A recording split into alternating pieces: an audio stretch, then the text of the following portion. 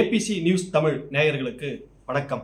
நாடு இப்போது ஒரு ஜனநாயக பாதையில் இருந்து கொஞ்சம் கொஞ்சமாக மாறி சர்வதிகார தன்மையை நோக்கி போய்கொண்டிருப்பதை நம்மளால பார்க்க முடியுது. இது மிக ஆபத்தான போக்கு. இது சாதாரணமான நிலைப்பாடு இல்லை. ஒரு நாட்டினுடைய பிரைம் மினிஸ்டர் பிரிவினைவாத கருத்தை தொடர்ந்து வலியுறுத்தி கொண்டே இருக்கிறார். தொடர்ந்து பேசிட்டு இருக்கார். அதாவது நேத்து பேசுறாரு, உத்தரப்பிரதேசத்துல மீண்டும் காங்கிரஸ் ஆட்சிக்கு வந்தா ராமர் கோயில புல்டோசரை வச்சு இடிச்சு தரைமட்டமா ஆக்கிடுவாங்க அப்படின்னு சொல்லி பேசுறாரு. இது எவ்வளவு பெரிய ஒரு ஆபத்தான ஒரு வன்மமான வார்த்தை.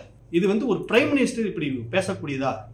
அவர் தொடர்ந்து என்னன்னு கேட்டீங்கன்னா, இந்த தேர்தல் முழுக்க அவர் பயன்படுத்துற வார்த்தைகள் அத்தனையும் முன்னுக்கு பின் முரணா பேசி பேசி பேசி ஒரு ஜனநாயகத்தை சீர்குலைக்கக்கூடிய பணிகளை வேலையை அவர் செஞ்சுட்டு இருக்காரு. அவர் இந்த தேர்தலை சந்திக்கிறதுக்கு முன்னாடி அவங்க எடுத்துக்கிட்ட விதம், இரண்டு முக்கியமான காரணிகளை அவங்க கையில் வச்சிருந்தாங்க.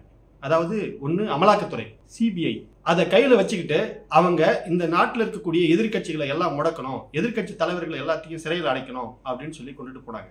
அதுக்கு அடுத்தது தேர்தல் ஆணையம். அந்த தேர்தல் ஆணையத்தை அவங்க கையில வச்சுக்கிட்டு இப்போ வரலும் அந்த தேர்தல் ஆணையம் என்ன செய்து கொண்டிருக்கிறது என்பதே தெரியல. ஒரு பிரைம் மினிஸ்டர் ஒரு தேர்தலில் போட்டியிடக்கூடிய நபர் மத ரீதியாகவும் சாதி ரீதியாகவும் பேசி இந்த மக்களை பிளவுபடுத்தி அதன் மூலியமாக அரசியல் ஆதாயத்தை தேடணும்னு நினைக்கிறதுன்றது எவ்வளவு பெரிய ஒரு ஆபத்தான போக்கு. ஒரு ஜனநாயகத்துக்கு இது மிகப்பெரிய ஆபத்து. அதை இந்த பிரைம் மினிஸ்டர் இப்ப செஞ்சுக்கிட்டு இருக்காரு. அதை தேர்தல் ஆணையம் வேடிக்கை பார்த்துட்டு இருக்கு. அவங்க தேர்தலை சந்திக்கும் போதே, ஆரம்ப கட்டத்திலிருந்து அவங்க தேர்தலை சந்திக்கும் போது, முதல் கட்ட தேர்தலில் ஏறத்தாழ 102 தொகுதிகளுக்கான வாக்குப்பதிவு நடந்தது. அந்த 102 தொகுதிகளிலும் இந்திய கூட்டணிக்கு சாதகமாக இருந்தது. அந்த கருத்து அவங்களுக்கும் போயிருக்கும். அதனை தொடர்ந்து அவர் ராஜஸ்தான்ல பேசின பேச்சு, அதாவது இந்துக்களுடைய சொத்துக்களை எல்லாம் கணக்கில் எடுத்து, அவர்கள் பணத்தை எல்லாம் கணக்கில் எடுத்து, நகைகள் எல்லாம் கணக்கு பண்ணி எடுத்து இஸ்லாமியர்களிடம் கொடுத்துருவாங்க, ஊடுருவல்காரர்களிடம் கொடுத்துருவார்கள், அதிக குழந்தைகளை பெற்றுக்கொண்ட நபர்களிடம் கொடுத்துருவாங்க அப்படின்ற ஒரு மிக வன்மமான ஒரு பேச்சை அவர் பேசுறாரு. அதுக்கு அடுத்தது பிற்படுத்தப்பட்ட தாழ்த்தப்பட்ட மக்களுக்கு கொடுக்கப்படுகின்ற இடஒதுக்கீட்டை எடுத்து இஸ்லாமியர்களுக்கு கொடுக்க இந்திய கூட்டணி திட்டமிட்டிருக்கிறது, காங்கிரஸ் திட்டமிட்டிருக்கிறது, அதை நான் ஒருபோதும் அனுமதிக்க மாட்டேன் அப்படின்னு ஆந்திராவில் போய் பேசுறாரு. இப்படி இவர் தொடர்ந்து பேசிக்கிட்டே வராரு. 4 கட்ட தேர்தல் முடிந்து விட்டது. இந்த 4 கட்ட தேர்தலுடைய ரிசல்ட் என்ன அப்படின்னு சொல்லி கேட்டீங்கன்னா, நாம இன்னைக்கு சொல்றேன், எழுதி வச்சுங்க, ஏறத்தாழ 379 தொகுதிகளில் இப்ப தேர்தல் முடிஞ்சிருக்குது. அந்த 379 தொகுதிகளில் 231 தொகுதி இந்திய கூட்டணிக்கு சாதகமாக அமைந்திருக்கிறது. மீதி இருக்கிறதா அதாவது என்டிஏ கூட்டணி, தேசிய ஜனநாயக கூட்டணி, பாஜக கூட்டணி ஆல்ரெடி தோல்வியை நோக்கி போய் கொண்டிருக்கிறது. அதனுடைய பீதி பிஜேபியில் இருக்கக்கூடிய தலைவர்களுக்கு வந்துருச்சு. அதனால அவங்க இன்னைக்கு என்ன பேசணுமோ அதையெல்லாம் இந்த நாட்டில் கலவர பூமியா மாத்துறதுக்கான என்னென்னலாம் திட்டம் வச்சிருக்காங்களோ அத்தனையும் இன்னைக்கு செஞ்சுட்டு இருக்காங்க. இந்த 3 கட்ட தேர்தலில் இந்த நாட்டில் அவங்க கலவரத்தையே தூண்டினாலும் ஆச்சரியப்படுவதற்கு இல்லை.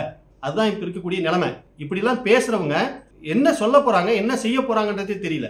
இது தேர்தல் ஆணையம் வேடிக்கை பார்த்துட்டு இருக்குது. அதாவது தேர்தல் ஆணையன்றது எப்படி இருக்கணும் அப்படின்னு சொல்லி சொன்னா, 2023 மார்ச் மாசம் 5ஆம் தேதி 5 நீதிபதிகள் கொண்ட அமர்வு உட்கார்ந்து தேர்தல் ஆணையர்களை நியமனம் செய்யும் போது, இந்த நாட்டினுடைய பிரைம் மினிஸ்டர் ஒருவரும் எதிர்கட்சி தலைவரும் சுப்ரீம் கோர்ட்டினுடைய சீஃப் ஜட்ஜி தலைமை நீதிபதியும் சேர்ந்து அமர்ந்து ஒத்த கருத்தோட தேர்தல் ஆணையர்களை நியமனம் செய்ய வேண்டும் அப்படின்னு சொல்லியிருக்காங்க.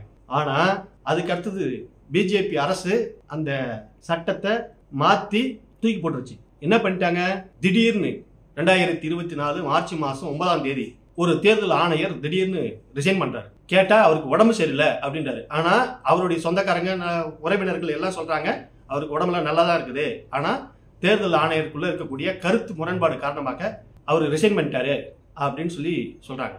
அதுக்கு அடுத்தது 2 ஆணையர்களை வேகமாக நியமனம் செய்யறாங்க.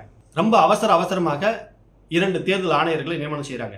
ஒருவர் ஞானேஷ்குமார், இன்னொருவர் சுக்வீர் சிங் சந்த் அப்படின்னு சொல்லக்கூடியவர். இந்த ஞானேஷ்குமார் என்பவர் அதாவது உள்துறை அமைச்சகத்துல அமித்ஷா கீழே அவர் வேலை பார்த்தவர். அவர் ரிட்டையர்ட் ஆன பின்னாடி திடீர்னு கொண்டு தேர்தல் ஆணையரை கொண்டாந்து நியமனம் பண்றாங்க. இப்ப இந்த தேர்தல் ஆணையர் பிரதமர் மோடியாலும் உள்துறை அமைச்சர் அமித்ஷாவாலும் நியமனம் செய்யப்பட்ட இந்த தேர்தல் ஆணையர்கள் எப்படி நடந்து கொள்வார்கள்? இதுல சுப்ரீம் கோர்ட்ல அவங்க கொஞ்சம் கூட மதிக்கல. சுப்ரீம் கோர்ட்டை விட்டுட்டு அந்த சட்டத்தை தூக்கி தள்ளி போட்டுட்டு இவங்களா இஷ்டத்துக்கு 2 தேர்தல் ஆணையர்கள் நியமனம் பண்ணாங்க. இப்ப இருக்கக்கூடிய 3 பேரும் எலெக்ஷன் முடிஞ்சு முதல் கட்ட வாக்குப்பதிவு 19ஆம் தேதி முடியுது அப்படின்னு கேட்டா, ஒரு வாரம் கழிச்சுதான் வாக்குப்பதிவினுடைய எண்ணிக்கையை வெப்சைட்ல வெளியிடுறாங்க. இது மிகப்பெரிய ஒரு சந்தேகத்தை எழுப்பியிருக்கிறது. 5%, 6% வந்து ஓட் பேங்க் கூடி இருக்குது அப்படின்னு சொல்லிட்டு அவங்க வந்து பதிவிடுறாங்க. 4 கட்ட தேர்தலும் முடிஞ்சு ஒவ்வொரு கட்டத்துக்கும் ஒரு வாரம் கழிச்சு அவங்க தேர்தல் ஆணையம் வந்து அட்டவணை வெளியிடுது வாக்குப்பதிவு விவரத்தை. இது எல்லாமே என்ன கேட்டா குறைந்தபட்சம் 5% வாக்கு வங்கி கூடுதலாகவே அவங்க பதிவிட்டு வராங்க. இதுல மிகப்பெரிய ஒரு சந்தேகத்தை எழுப்பி இருக்குது. இப்ப சுப்ரீம் கோர்ட்டுக்கு போயிருக்குது. எதிர்கட்சிகள்லாம் சேர்ந்து இப்ப சுப்ரீம் கோர்ட்டுக்கு போயிருக்காங்க. சுப்ரீம் கோர்ட் நீதிபதி 10 நாளையில நீங்க வந்து அதுக்கான விளக்கம் கொடுக்கணும் தேர்தல் ஆணையத்துக்கு நோட்டீஸ் அனுப்பிச்சிருக்காங்க. இந்த நாடு ஜனநாயகத்தில் இருந்து கொஞ்சம் கொஞ்சமாக நழுவி சர்வாதிகாரத்தை நோக்கி போய்கிட்டு இருப்பதை நாம் ஒவ்வொருவரும் உணர வேண்டும். நாம ஒரு விஷயத்த நமக்கு ஒரு பாதிப்பு ஏற்படுதுன்னா, ஒரு சாதாரணமான மனிதனுக்கு ஒரு பாதிப்பு ஏற்படுதுன்னா அவன் யாருக்கிட்ட போவான்? இங்க இருக்கக்கூடிய காவல்துறை கிட்ட போவான். அந்த காவல்துறை தான் இடி, அமலாக்கத்துறை, இவங்க எல்லாமே.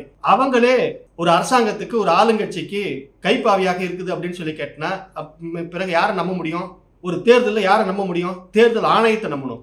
அந்த தேர்தல் ஆணையத்தை இன்னைக்கு நம்ப முடியாத ஒரு கட்டத்தில் இருக்கிறோம் அப்படின்னு சொல்லி கேட்டீங்கன்னா இதுக்கெல்லாம் தீர்வு யாருக்கிட்ட போகணும்? நீதிமன்றம் தான். நீதிமன்றம் தான் இந்த நாட்டை மீண்டும் ஜனநாயக பாதைக்கு கொண்டுட்டு வர்றதுக்கு, சர்வதிகார போக்கில் இருந்து தடுக்கிறதுக்கு, இந்த நாட்டை காப்பாற்ற வேண்டிய மிகப்பெரிய பொறுப்பு நீதிமன்றத்தை கையில் தான் இருக்குது. வேற வழியே கிடையாது. இன்னைக்கு நாடு இன்னைக்கு அந்த வேலையான ஒரு சூழ்நிலைக்கு தள்ளப்பட்டு கொண்டிருக்கிறது. மிக ஆபத்தான போக்கில் போய்கொண்டிருக்கிறது.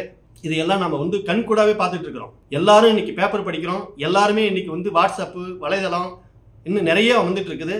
ஒரு பிரைம் மினிஸ்டர் எப்படி பேசுறாரு, ஒரு உள்துறை அமைச்சர் எப்படி பேசுறாரு, அதாவது மாடுகளை துன்புறுத்துவர்களை தலைக்கீழாக கட்டி வைத்து அடிப்பாராம் அப்படின்னு சொல்லி அமித்ஷா சொல்றாரு.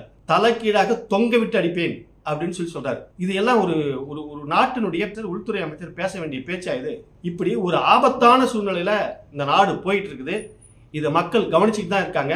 இன்னும் 3 கட்ட தேர்தல் இருக்கிறது. அந்த 3 கட்ட தேர்தலையும் பாரதிய ஜனதா கட்சி என்ன வியூகத்தை வகுக்க போகிறது என்று எல்லோருக்கும் அச்சமாக இருக்கிறது. நன்றி, வணக்கம்.